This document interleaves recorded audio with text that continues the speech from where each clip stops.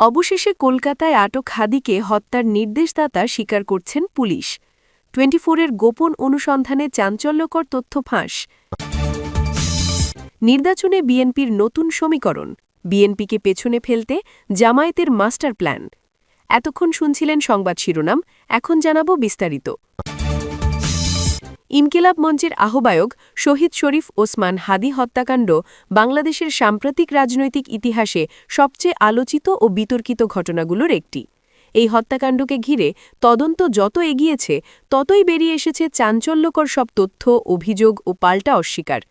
সর্বশেষ আলোচনার কেন্দ্রে উঠে এসেছে ঢাকা মহানগর উত্তর যুবলীগের সাংগঠনিক সম্পাদক ও মিরপুর এলাকার সাবেক ওয়ার্ড কাউন্সিলর তাজুল ইসলাম চৌধুরী বাপ্পির নাম। একটি বিশ্বস্ত সূত্র 24-এর কলকাতা প্রতিনিধি বরাবর যে তথ্য দিয়েছে তার রীতিমতো বিস্ফোরক। সূত্রটির দাবি, তাজুল ইসলাম বাপ্পি ইতোমধ্যেই ভারতীয় পুলিশের হাতে আটক হয়েছেন। তবে এই দাবির বিপরীতে স্থানীয় নারায়ণপুর থানার পুলিশ আনুষ্ঠানিকভাবে আটকের বিষয়টি স্বীকার করেনি। ফলে প্রশ্ন তৈরি হয়েছে, তাহলে কি এটি গোপন অভিযান নাকি তথ্যযুদ্ধে আরেকটি ধোঁয়াশা? শহীদ শরীফ ওসমান হাদি হত্যাকাণ্ডের পরপরই তদন্ত সংস্থার হাতে আসে বেশ কিছু নাম। প্রথম দিকে আলোচনায় ছিলেন মাঠ পর্যায়ের কয়েকজন অভিযুক্ত, কিন্তু তদন্ত যত গভীরে গেছে অভিযোগের তীর ততই ঘুরেছে তথাকথিত পরিকল্পনাকারী ও নির্দেশদাতাদের দিকে। একাধিক সূত্রের দাবি অনুযায়ী তাজুল ইসলাম বাপ্পিকে এই হত্যাকাণ্ডের মূল পরিকল্পনাকারী ও নির্দেশদাতা হিসেবে চিহ্নিত করা হয়েছে।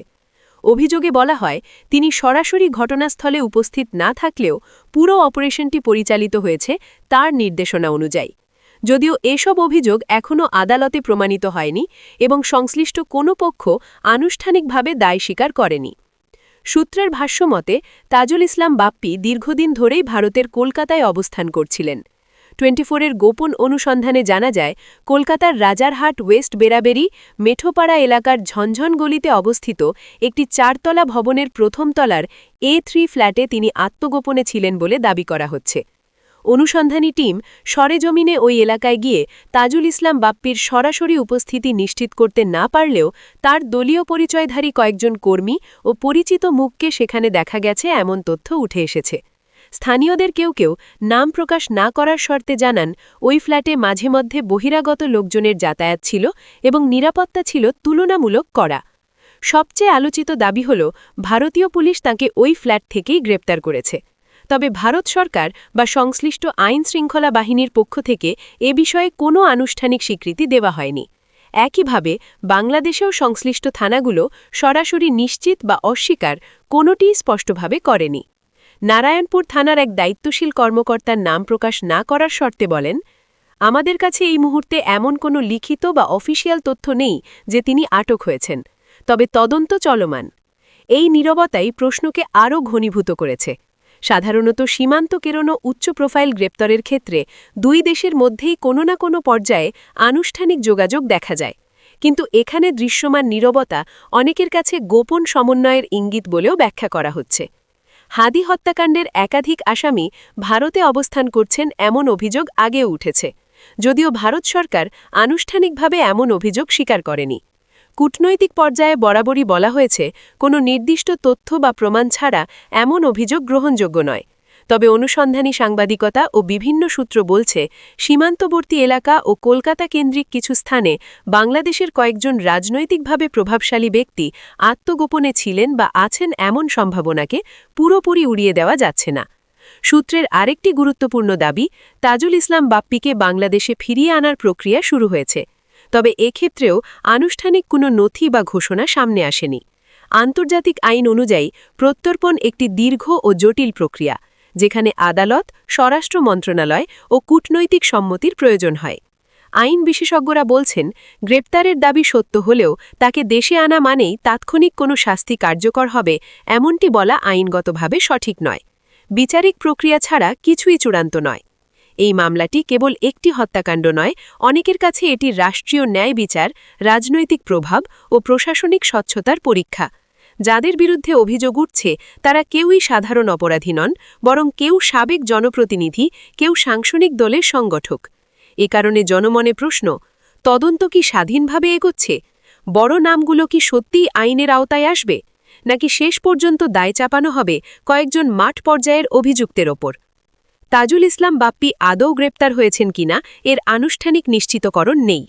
কলকাতার নির্দিষ্ট ঠিকানায় তার অবস্থানের দাবি সূত্র নির্ভর, আদালতে প্রমাণিত নয়। প্রত্যর্পণ প্রক্রিয়া শুরু হয়েছে এমন দাবির পক্ষে প্রকাশ্য নথি অনুপস্থিত। হত্যাকাণ্ডে তার ভূমিকা এখনও অভিযোগের স্তরেই রয়েছে। শহীদ শরীফ ওসমান হাদি হত্যাকাণ্ড ঘিরে তাজুল ইসলাম চৌধুরী বাপ্পির নাম আসা নিঃসন্দেহে মামলাটিকে নতুন মোড় দিয়েছে। তবে জনসাংবাদিকতার নীতিমতে অভিযোগ ও প্রমাণ এক বিষয় নয়। যতক্ষণ না প্রশাসন, আদালত বা সংশ্লিষ্ট রাষ্ট্র আনুষ্ঠানিকভাবে কোনো তথ্য নিশ্চিত করছে, ততক্ষণ এইসবই থাকবে অনুসন্ধান ও দাবির পর্যায়ে। সত্য কোথায় তা নির্ধারণ করবে তদন্ত, প্রমাণ এবং আদালত। কিন্তু জনস্বার্থে একটি প্রশ্ন থেকেই যায়, এই মামলায় কি শেষ পর্যন্ত সব অভিযোগের নিরপেক্ষ ও স্বচ্ছ বিচার হবে, নাকি সত্য আবারও হারিয়ে যাবে নীরবতার আড়ালে? বাংলাদেশের রাজনীতিতে নির্বাচন মানেই শুধু ভোটের লড়াই নয়, এটি শক্তির পুনর্বিন্যাস, মিত্রতা ভাঙাগড়া এবং ভবিষ্যৎ নেতৃত্ব নির্ধারণের এক জটিল অঙ্ক। আসন্ন নির্বাচনকে সামনে রেখে বিরোধী রাজনীতিতে যে নতুন সমীকরণ তৈরি হচ্ছে, তার কেন্দ্রে রয়েছে বিএনপি ও জামায়াতে ইসলামীর সম্পর্কের রূপান্তর। একসময় যাদের রাজনীতিকে দেখা হতো অপরিহার্য মিত্রতা হিসেবে, এখন সেই সম্পর্কই প্রশ্নের মুখে।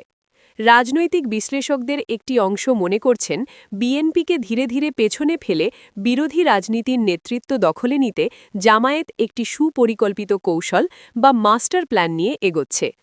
দীর্ঘদিন ধরে বিএনপি ছিল বিরোধী রাজনীতির প্রধান চালিকা শক্তি। আন্দোলন, নির্বাচন বর্জন কিংবা রাজপথের কর্মসূচি সবকিছুর কেন্দ্রবিন্দুতে ছিল দলটি। জামায়াতে ইসলামীর অবস্থান ছিল মূলত সহযোগী শক্তি হিসেবে। কিন্তু সময়ের সঙ্গে সঙ্গে রাজনৈতিক বাস্তবতা বোধ হয়েছে। একদিকে বিএনপির নেতৃত্ব সংকট, সাংগঠনিক দুর্বলতা ও দীর্ঘমেয়াদী আন্দোলনে ক্লান্তি, অন্যদিকে জামায়াতের নীরব কিন্তু ধারাবাহিক পুনর্গঠন। এই দুয়ের সমন্বয়েই তৈরি হয়েছে নতুন সমীকরণ। রাজনৈতিক পর্যবেক্ষকদের মতে জামায়াত এখন আর প্রকাশ্য রাজপথ নির্ভর সংঘাতমূলক রাজনীতিতে আগের মতো আগ্রহী নয়, বরং তারা তিনটি স্তরে কাজ করছে। সাংগঠনিক পুনর্গঠন, গ্রাম থেকে শহর নতুন প্রজন্মকে সামনে এনে সাংগঠনিক কাঠামোকে ঢেলে সাজানো হয়েছে। আগের বিতর্কিত মুখগুলোর বদলে অপেক্ষাকৃত পরিচ্ছন্ন ও কম আলোচিত ব্যক্তিদের সামনে আনা হচ্ছে। বিকল্প রাজনৈতিক ভাষ্য তৈরি। জামায়াত এখন বিএনপির আন্দোলনকেন্দ্রিক বয়ানের বাইরে গিয়ে নৈতিকতা, সুশাসন, দুর্নীতিমুক্ত রাষ্ট্র এ ধরনের শব্দচয়নে নিজেদের আলাদা পরিচয় তুলে ধরতে চাচ্ছে। এতে বিএনপির ঐতিহ্যগত ভোট ব্যাংকের একটি অংশকে প্রভাবিত করার সুযোগ তৈরি হচ্ছে। নীরব নির্বাচনী প্রস্তুতি। প্রকাশ্যে কম বললেও ভেতরে ভেতরে প্রার্থী বাছাই, এলাকা বিশ্লেষণ ও স্থানীয় প্রভাবশালী গোষ্ঠীর সঙ্গে যোগাযোগ সবকিছুই চলছে পরিকল্পিতভাবে। বিশ্লেষকদের মতে জামায়াতের কৌশলের বড় অংশই নির্ভর করছে বিএনপির কিছু বাস্তব দুর্বলতার ওপর। দীর্ঘদিন ক্ষমতার বাইরে থাকা, বিএনপির মাঠ পর্যায়ের অনেক কর্মী হতাশ ও দিক নির্দেশনাহীন। কেন্দ্রীয় নেতৃত্বের সঙ্গে তৃণমূলের দূরত্ব। সিদ্ধান্ত আসে ওপর থেকে, কিন্তু বাস্তবতা ভিন্ন। নির্বাচন বনাম আন্দোলন দ্বন্দ্ব। বিএনপি এখনও স্পষ্টভাবে ঠিক করতে পারেনি নির্বাচনে যাবে নাকি পুরোপুরি প্রতিহত করবে। এই অনিশ্চয়তার ফাঁকেই জামায়াত নিজেদের স্থিতিশীল বিকল্প হিসেবে তুলে ধরতে চাইছে। জামায়াতের কথিত মাস্টার প্ল্যানকে কয়েকটি ধাপে ব্যাখ্যা করা যায়। প্রথম ধাপ, দূরত্ব বজায় রাখা। প্রকাশ্যে বিএনপির সঙ্গে সরাসরি সংঘাতে না গিয়ে কৌশলগত দূরত্ব বজায় রাখা, যাতে দায়ভার বিএনপির ঘাড়েই থাকে। দ্বিতীয় ধাপ, স্বতন্ত্র শক্তি হিসেবে আত্মপ্রকাশ করা। নির্বাচনী প্রক্রিয়ায় অংশগ্রহণ বা অংশগ্রহণের প্রস্তুতি দেখিয়ে আন্তর্জাতিক ও অভ্যন্তরীণ মহলে নিজেদের বাস্তব রাজনৈতিক শক্তি হিসেবে তুলে ধরা। তৃতীয় ধাপ, বিএনপির ভোট ব্যাংকে আঘাত। বিশেষ করে ধর্মপ্রবণ ও হতাশ বিএনপি সমর্থকদের একটি অংশকে নিজেদের দিকে টানার চেষ্টা। চতুর্থ ধাপ, বিরোধী রাজনীতির নেতৃত্ব দাবি। নির্বাচনের পর ফল যাই হোক, বিরোধী রাজনীতির প্রধান মুখ হিসেবে নিজেদের প্রতিষ্ঠা করা। এই নতুন সমীকরণ বিএনপির জন্য একটি স্পষ্ট সতর্ক সংকেত। জামায়াত আর কেবল সহযোগী শক্তি নয়, সম্ভাব্য প্রতিদ্বন্দ্বী হিসেবেও আবির্ভূত হচ্ছে। যদি বিএনপি সময়মতো সাংগঠনিক সংস্কার, নেতৃত্বে স্বচ্ছতা এবং নির্বাচনী কৌশল স্পষ্ট করতে না পারে, তাহলে বিরোধী রাজনীতির কেন্দ্র থেকে সরে যাওয়ার ঝুঁকি থেকেই যায়। বাংলাদেশের রাজনীতিতে স্থায়ী বন্ধু বা শত্রু নেই, আছে কেবল স্বার্থ ও সময়ের সমীকরণ। আসন্ন নির্বাচনকে সামনে রেখে জামায়াত যে নতুন কৌশলগত অবস্থান নিচ্ছে তা বিএনপির জন্য নিঃসন্দেহে বড় চ্যালেঞ্জ।